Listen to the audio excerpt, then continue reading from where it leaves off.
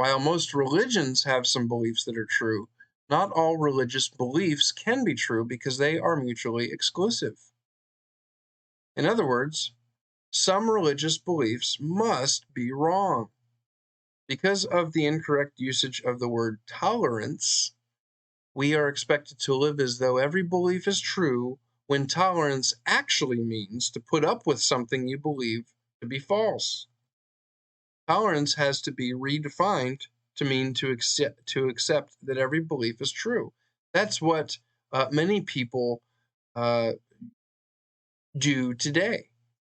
If you disagree with my lifestyle or my religious choice, and you don't let me live my life the way that I want to live it, I'm going to call you intolerant. That's the way many in this world live. I'm only tolerant of you if I let you do what you want, no matter what that is. That's what you define tolerance as. That's what many people define tolerance as, and it's wrong. In a religious context, this is known as religious pluralism, the belief that all religions are true. Even though in America we have religious freedom and we don't legislate religion, we know we should accept and respect people with different religious views than our own. Just because we should respect and accept people with different religious views than our own, this does not mean that we should embrace the possible notion that all religious beliefs are true. If Christianity is true, then it's dangerous to not be Christian. If Islam is true, then it's dangerous to not be Muslim. The claim that you ought not question someone's religious beliefs is itself a religious belief for pluralists.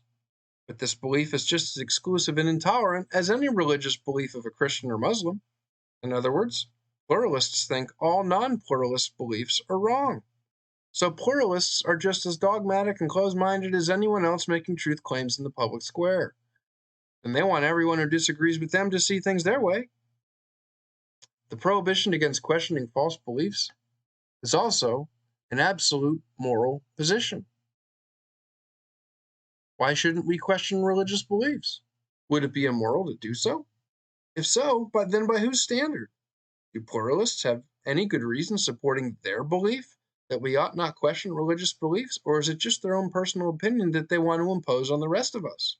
Which is the same ignorant objection that they make when a pluralist sees a Christian trying to share their faith, when they object that it's wrong for the Christian to impose their Christianity on them.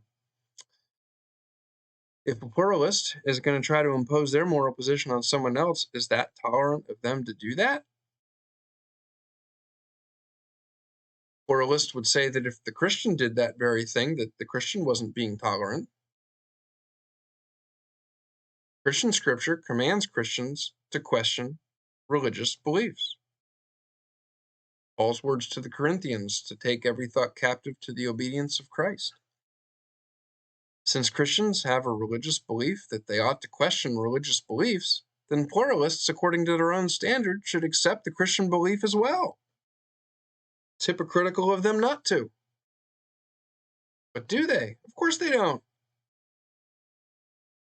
From this, we can plainly and humorously see that pluralists, advocates of the new tolerance, are not tolerant at all. What I just said, they're being hypocrites.